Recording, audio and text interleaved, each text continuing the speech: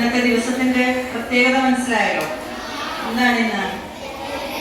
അന്താരാഷ്ട്ര ലഹരി വിരുദ്ധ ദിനം. സൗണ്ടില്ലല്ലോ.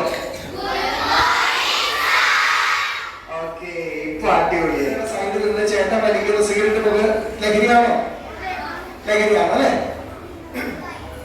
അതുപോലെ തന്നെ നിങ്ങൾ പറഞ്ഞ മറ്റേ ആലപ്പുഴ ടൗണിൽ പോകുമ്പോ ബാർ എന്നുള്ള ബോർഡ് വെച്ചിട്ട് ചേട്ടന്മാരായിട്ട് തന്നെയാണ് ഇറങ്ങി വരുന്ന കുടിക്കുന്ന സാധനം ലഹരിയാണ്.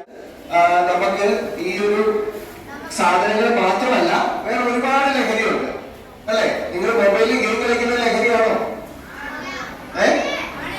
അതൊരു അഡിക്ഷനാണ് കേട്ടോ, അതൊരു അഡിക്ഷനാണ്. ഓക്കെ, ഈ ലഹരി എന്ന് പറയുന്ന സാധനം നമ്മൾ കൂടുതലായിട്ട് യൂസ് ചെയ്ത് കഴിയുമ്പോൾ അതൊരു അഡിക്ഷനാണ്. ഈ അഡിക്ഷൻ വന്നു കഴിഞ്ഞാൽ പിന്നെ അത് മാറ്റിയെടുക്കാൻ സാധിക്കുമോ? ഇല്ല.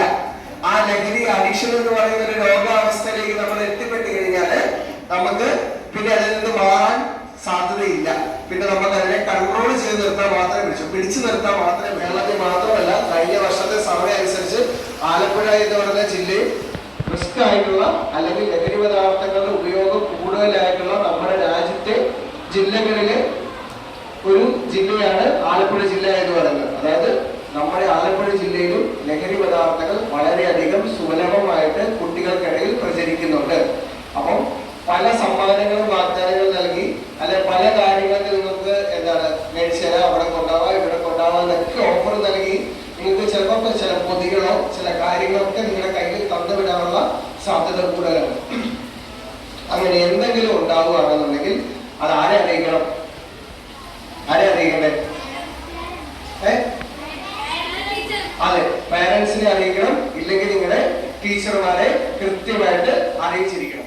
മയക്കുമരുന്ന്, മദ്യം, പുകയില, പാൻ മസാല തുടങ്ങിയ ലഹരി പദാർത്ഥങ്ങൾ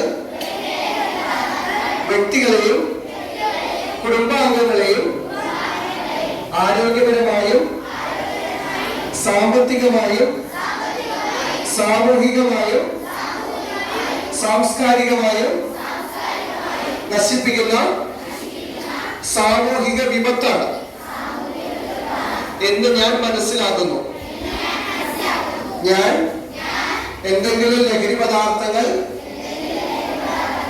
ഉപയോഗിക്കുകയോ അത് ഉപയോഗിക്കുവാൻ മറ്റുള്ളവരെ പ്രേരിപ്പിക്കുകയോ ചെയ്യുകയില്ല. ലഹരി വിരുദ്ധ പ്രവർത്തനങ്ങളിൽ പങ്കെടുത്ത് എന്റേതായ കടമ നിറവേറ്റുമെന്നും ലഹരി മുക്ത സമൂഹത്തിനായി പ്രയത്നിക്കുമെന്നും ഞാൻ പ്രതിജ്ഞ ചെയ്യുന്നു. എല്ലാവരും വീട്ടിലെ ആൾക്കാർ ഉപയോഗിക്കുന്ന കണ്ടിട്ടുണ്ടാവും അല്ലെ? ആദ്യമൊക്കെ എന്താ തുടങ്ങാം? ഇതുപോലെ ബിയറിലൊക്കെ തുടങ്ങി പിന്നെ വീര്യം കൂട്ടിയതൊക്കെ വേണമെന്ന് തോന്നി അങ്ങനെ പിന്നീട് നമുക്ക് അതില്ലാതെ പറ്റാതാവും. എന്താ സംഭവിക്കുക? നമുക്ക് നമ്മളെ തന്നെ അതാണ് നമ്മളെ തന്നെ കൺട്രോൾ ചെയ്യാൻ പറ്റില്ല. നമുക്ക് അതില്ലാതെ പറ്റാതാവും. പിന്നീട് നമ്മളെല്ലാവർക്കും എന്തായി തീരും? ഒരു ബുദ്ധിമുട്ടായി തീരും. നമ്മുടെ വീട്ടിലുള്ളവർക്കും നമ്മളൊരു ശല്യമായിട്ട് അത് നമ്മൾ എന്തിനെതിരെ പോരാടുന്ന നമ്മൾ ഉപയോഗിക്കുന്നവർ കാണുവാണെങ്കിൽ അവരെ വിലക്കേ വേണം.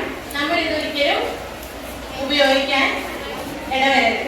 അങ്ങനെ ആരെങ്കിലും ഉപയോഗിക്കുന്നത് കണ്ടാൽ അതിന്റെ ദോഷങ്ങളെ കുറിച്ച് പറഞ്ഞു കൊടുക്കുക. നിങ്ങൾ നല്ല മനുഷ്യന്മാരായിട്ട് സമൂഹത്തിൽ ജീവിക്കുക. ഈ ദിനത്തോടനുബന്ധിച്ച് കേരളത്തിലെ ഒട്ടുമിക്ക പൊതുവിദ്യാലയങ്ങളിലും വലിയ ക്യാമ്പയിനുകളാണ് നടന്നുകൊണ്ടിരിക്കുന്നത്. ലഹരി ഓരോ കുട്ടിയുടെയും ജീവിതം മാറ്റിമറിക്കുന്ന ഈ സാഹചര്യത്തിൽ ഇന്നത്തെ തലമുറ നാളത്തെ പൗരനാകേണ്ട ഈ സാഹചര്യത്തിൽ കുട്ടികൾ ചെറുപ്പത്തിൽ തന്നെ ഇതിനെക്കുറിച്ച് മനസ്സിലാക്കണമെന്നും ബോധമുണ്ടാകണമെന്നും കരുതിയാണ് വിദ്യാഭ്യാസ വകുപ്പ് ഇങ്ങനെയുള്ള പഠന പ്രവർത്തനങ്ങളോടൊപ്പം തന്നെ ഇങ്ങനെയുള്ള പ്രവർത്തനങ്ങളും പാഠ്യപദ്ധതിയിൽ ഉൾപ്പെടുത്തിയിരിക്കുന്നത്. അധ്യാപക പരിശീലനത്തിൽ ഒരു സെഷനിൽ അധ്യാപകർക്കും ഇതിനെക്കുറിച്ച് അത്യാവശ്യം വേണ്ടുന്ന കാര്യങ്ങൾ പറഞ്ഞു തന്നിരുന്നു. അതും നമ്മളിവിടെ സ്കൂള് തുറന്ന ആദ്യ ദിവസം തന്നെ പ്രവേശനോത്സവത്തോടൊപ്പം അധ്യാപകർ അവരവരുടെ ക്ലാസ്സിലെ രക്ഷിതാക്കൾക്ക് പകർന്നു നൽകിയിരുന്നു. അപ്പോ അത്ര വലിയൊരു ശ്രദ്ധയോടുകൂടി കൈകാര്യം ചെയ്യുന്ന ഒരു വിഷയമാണ്. ഈ വിഷയത്തെ വളർന്നു വരുന്ന ഒരു ചെറിയ തലമുറ എന്ന നിലയ്ക്ക് നിങ്ങൾക്ക് ഇപ്പോൾ പറഞ്ഞു തരുമ്പോൾ അതിന്റെ സീരിയസ്നെസ് മനസ്സിലാകില്ല. എങ്കിലും നിങ്ങളുടെ പേരൻസ് അത് ഉപയോഗിക്കുന്നുവെങ്കിൽ അവർക്ക് അതിന്റെ ദോഷങ്ങളെ കുറിച്ചും നിങ്ങളാൽ കഴിയുന്ന രീതിയിൽ പറഞ്ഞു മനസ്സിലാക്കി അവരെ അത് പിന്തിരിപ്പിക്കാൻ അവരുടെ പ്രിയപ്പെട്ട മക്കൾ എന്ന നിലയിൽ നിങ്ങൾക്ക് സാധിക്കും. അതിന് നിങ്ങൾക്ക് ഓരോരുത്തർക്കും കഴിയണം. അപ്പോഴാണ് ഇങ്ങനെയുള്ള ക്ലാസുകൾ വിജയം കൈവരിക്കുന്നത്. ഈ സ്കൂളിലെ ചെറിയൊരു വിഭാഗത്തിന് മാത്രമേ ഇനി ക്ലാസ് നേരിട്ട് കേൾക്കാൻ അവസരം ലഭിച്ചുള്ളൂ. ബാക്കിയുള്ള ക്ലാസ്സുകളിലെല്ലാം മൈക്ക് കണക്ഷൻ ഉണ്ട്. അവരെല്ലാവരും ഇത് ശ്രദ്ധിക്കുന്നുണ്ട്. എല്ലാ ക്ലാസ്സുകളിലും അധ്യാപകർ കൂടെയുണ്ട്.